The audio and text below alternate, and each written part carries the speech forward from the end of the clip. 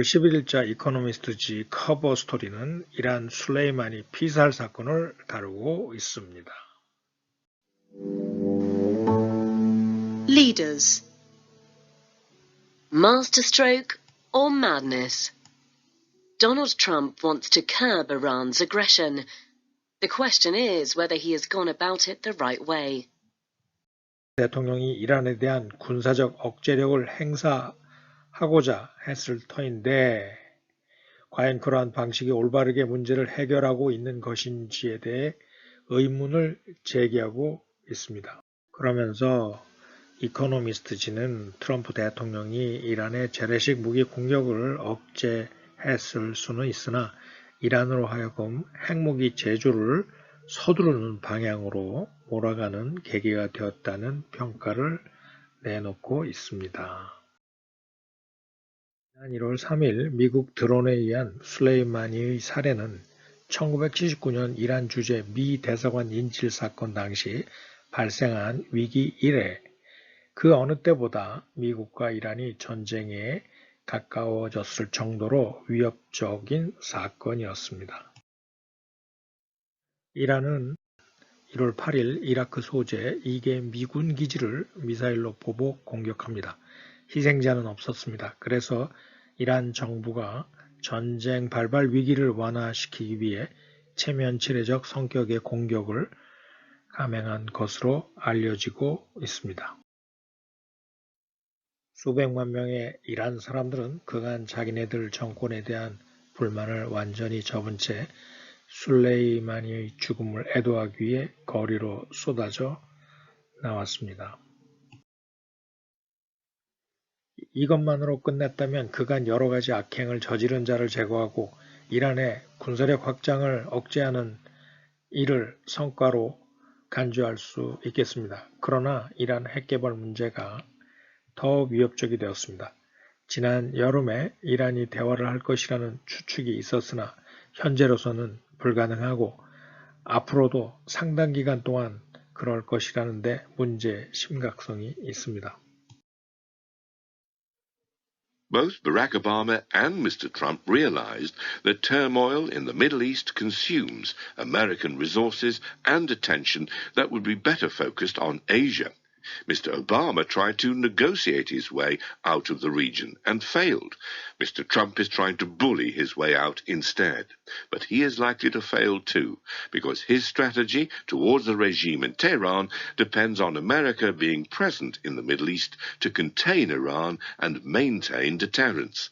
The dramatic assassination of General Soleimani may look like a gamble that has paid off in the short term. Unfortunately, it has not solved America's Iran problem. 트럼프 대통령은 중동 지역의 혼란이 아시아에 더 집중해야 하는 시점에 미국의 관심과 자원을 소비한다는 점을 깨닫습니다. 오바마 대통령은 중동 지역 출구 전략을 협상을 통해 해보려다 실패합니다. 대신에 트럼프 대통령은 bully, 즉 겁박을 통해 중동 탈출을 모색하고 있는데 이 역시 실패할 것 같다고 합니다. 그 이유는 트럼프의 대이란 정책이 이란을 봉쇄하고 억제력을 발휘하려는 것인데 이렇게 하기 위해서는 미군 주둔이 전제되어야 하기 때문입니다.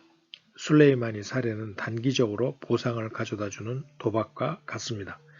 그러나 불행하게도 이러한 조치로는 이란 문제를 해결하지 못한다고 이코노미스트지는 결론을 맺고 있습니다. 그래서 어쨌다는 이야기인가? 이 사건이 우리 안보에 주는 시사점을 언론에서 다룬 것 말고 제 나름대로 말씀을 드려보겠습니다.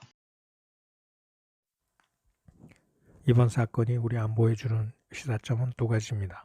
첫 번째는 이코노미스트지가 매드니스, 광기라고 제목에는 썼지만 본문에는 구체적으로 그 근거를 제시하지 않았습니다. 그러나 오바마 대통령도 그렇고 부시 대통령도 그렇고 술레이마니 제거 조치를 허락하지 않았습니다. 반면 트럼프는 미국 드론이 이란군에 의해 격추되고 유조선이 습격을 당해도 가만히 있다가 이번에 돌연 암살을 명령했습니다. 게다가 트럼프는 이란 반격 시 이란 문화 유적까지 포함해서 52곳, 이 숫자는 1979년 당시 미국인 인질이 52명이었던 데서 유래합니다. 이렇게 문화 유적을 공격 목표로 밝혔다가 나중에 국제사회에서 거센 비난이 일자 이를 철회했습니다. 북한은 이번 사건을 김정은 경호 차원에서 면밀히 관찰했을 것입니다. 예측 불가한 트럼프의 행태를 북한은 예사로 보지 않을 것입니다. 두 번째는 이란이 미군 기지를 공격한 미사일의 정확성이 놀랄 만큼 향상되었다는 점입니다.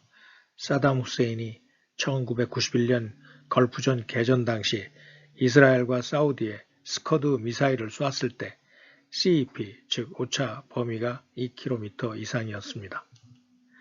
이때 이스라엘 사람들은 스커드 미사일 폭발이 아닌 심장마비와 스트레스로 사망했습니다. 그러나 이번에 미군 기지를 공격한 이란 탄도미사일은 건물을 명중시킬 정도여서 CEP, 즉 오차 범위가 5 내지 10m일 것으로 전문가들은 추정하고 있습니다. 이란과 북한은 그간 대량 살상 무기, 즉 WMD 개발과 관련해서 밀접한 협력 관계를 유지해온 것은 널리 알려진 사실입니다. 북한이 보유한 미사일 정확도가 이란 미사일과 동일하다고, 아니 그 이상으로 정확하다고 판단함이 옳을 것입니다. 감사합니다.